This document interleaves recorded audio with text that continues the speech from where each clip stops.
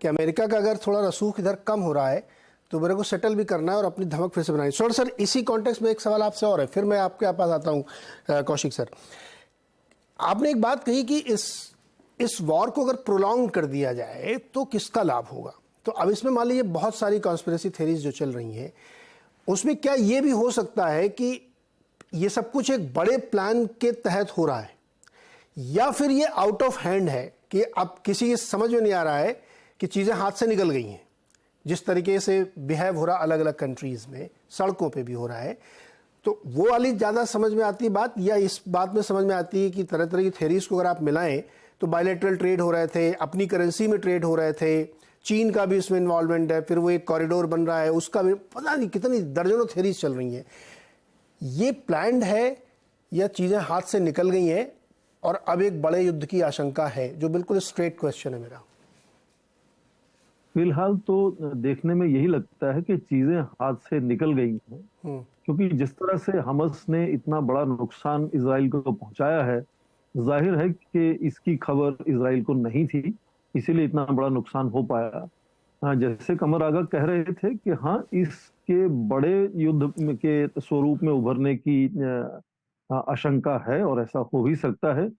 और यदि तनाव आप देखें कि मध्य पूर्व एशिया में बढ़ता है, वेस्ट एशिया में और तनाव बनता है, तो उसका सबसे पहला फायदा तो अमेरिका को है कि उनको विश्व में अपना नेतृत्व बनाने में शायद और मौका मिलेगा, और खासकर अपने हथियारों का निर्यात करने में। खासकर मुझे लगता है कि मिलिट्री इंडस्ट्रियल कॉम्प्लेक्स जो है उसको और फायदा होगा, और उसकी वजह से शायद अमेरिका की आर्थिक व्यवस्था में थोड़ा वृद्धि दर और बेहतर हो सकता है और उनका प्रभाव भी विश्व स्तर पर बढ़ सकता है।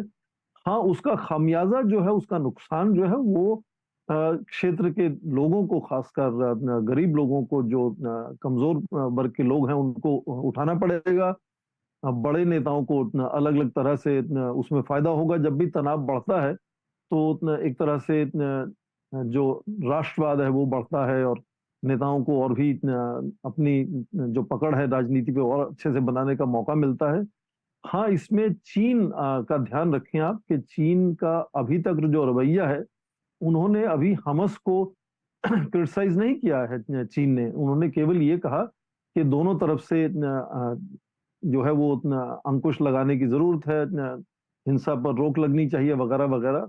भारत के प्रधानमंत्री ने भी शुरू में कहा कि हमास का जो आतंकी हमला है उसका नुकसान इजराइल को हुआ है और वो भारत को मान्य नहीं है। पर यहाँ भी आवाजें धीरे धीरे बदलती हुई नजर आती हैं। पूरे विश्व में आप देखें कि आज यूके के जो विदेश सचिव हैं वो भी यही कह रहे हैं कि ये अस्पताल पर जो अटैक हुआ है उस पर बहुत जल्दीबाजी नहीं करनी चाहिए कि आप किसी को भी एट्रीब्यूट कर दें। यदि उसमें कहीं गलती हो जाती है तो बहुत बड़ा नुकसान हो सकता है। जो एक अलग आवाज है अमेरिकन राष्ट्रपति के बात करने के तरीके से, जो खुद सबसे पहले बढ़कर कह रहे हैं कि हाँ, ये इसमें इजराइल शामिल नहीं है, इसमें दूसरी पार्टी का हाथ है। जाहिर है कि वो हमास की तरफ इशारा कर रहे हैं। तो बहुत से देशों में आपस में ही तालमेल देखें बिगड़ता हुआ, पश्चिमी देशों में तालमेल बिगड़ता हुआ नजर आ रहा है। फिर उसके साथ आप देखें आवाजें जिस तरह से सऊदी अरेबिया से, इजिप्ट से आ रही हैं, उसमें भी फर्क नजर आता है। तो चीजें और उलझती हुई नजर आ रही हैं और उलझने से सर ये देखिए, इसमें जो दुनिया की सबसे बड़ी ताकत है उसने क्लीन चिट दी है और ऑफिशियली दी है। नरेश कौशिक जी, इस तनाव की आहट यूरोप में सुनाई दे रही है, आपके देश में सुनाई दे रही है। फ्रांस के तो राष्ट्रपति कह ही चुके हैं कि इस्लामिक आतंकवाद यूरोप के लिए सबसे बड़ा खतरा बनता जा रहा है।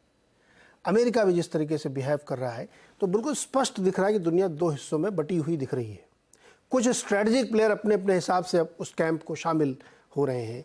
क्या ये एक बड़े युद्ध की आहट है? मैं बहुत खुल के पूछ रहा हूं, अब वो चाहे तो मैं वो शब्द भी बोल दूं, क्या वर्ल्ड वॉर 3 की तरफ हम बढ़ रहे हैं क्या? देखिए, खतरा तो है, उससे हम इनकार नहीं कर सकते हैं, लेकिन मुझे नहीं लगता कि ये अभी ऐसा होगा, क्योंकि इस समय जो अमेरिका, जो कि इस समय दुनिया का सबसे ताकतवर देश है और जिसको वो पश्चिमी देश कहते हैं leader of the free world, वो बिल्कुल नहीं चाहेगा कि ये जो है बहुत बड़े लेवल पर ये फैले। और ये किसी तरह से इसका और विस्तार हो इस टेंशन का।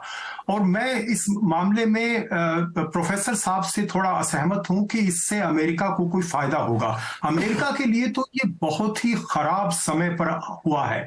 दरअसल ये जो हमला हुआ है, जो कि शुरुआत जिसकी हमास ने की है, जो जितना बड़ा ये हमला था, जो कि होलोकॉस्ट के बाद से सबसे बड़ा हमला इजराइल पर ही नहीं, यहूदियों पर सबसे बड़ा हमला हुआ है। ये हमला ये खाली हमास ने अपने आप किया हो, ये कोई मानने को तैयार नहीं है।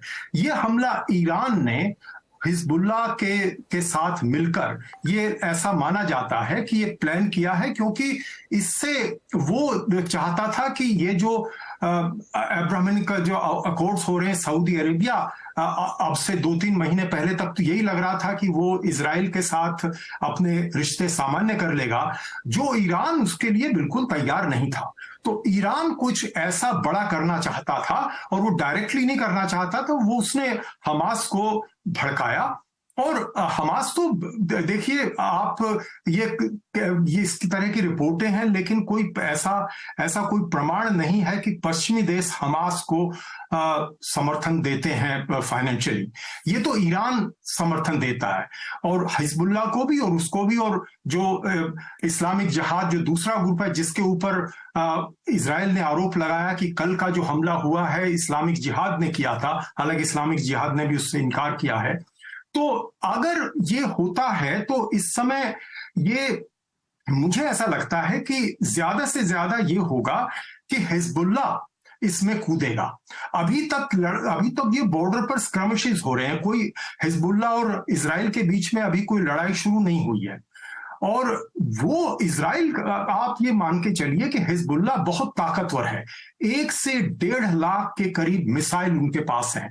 इसके अलावा उनके पास में कुछ ऐसे मिसाइल हैं जिसमें 500 किलोग्राम वाला वजन वाला बम और 300 किलोमीटर तक वो जा सकता है। यानी पूरे इजराइल को वो अपने समेट सकता है अपने हमले में, अगर हिजबुल्लाह पूरी तरह से इस लड़ाई में कूदे।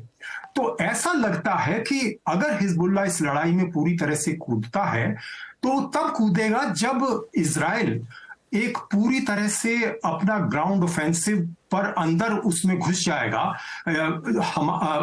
गाजा के अंदर, और उस समय उसकी आधी के करीब सेना उसमें जूझ रही होंगी, और उस समय वो दूसरा फ्रंट पूरी तरह से हिजबुल्लाह खोलेगा। लेकिन तो एक तरह से 2 तरफ की लड़ाई होगी, और तीसरी लड़ाई वहां तीसरा फ्रंट हो सकता है वो ईरान वाला नहीं, मुझे लगता है सीरिया वाला हो सकता है, क्योंकि सीरिया में भी ईरान के समर्थन वाले बहुत से गुट वहां पर हैं, और इस्लामिक जिहाद के भी कुछ फाइटर वहां पर सीरिया में हैं। तो वो ईरान जो है दरअसल ये पीछे से मैनेज करके इन पर करेगा।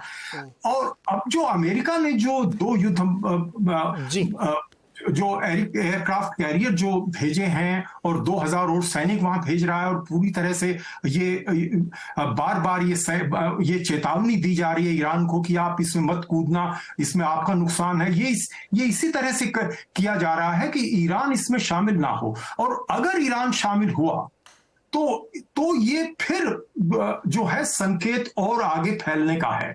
तो फिर अमेरिका, आपको ये समझना चाहिए कि फिर इजराइल को बचाने के लिए अमेरिका को फिर कूदना होगा। अगर अमेरिका उसमें कूदता है जी कौशिक तो सर, मुझे नहीं लगता कि चीन इसमें आएगा, लेकिन रशिया जो है, कौशिक सर, रशिया जो जिस तरीके की आपने बहुत इंटरेस्टिंग बातें रखी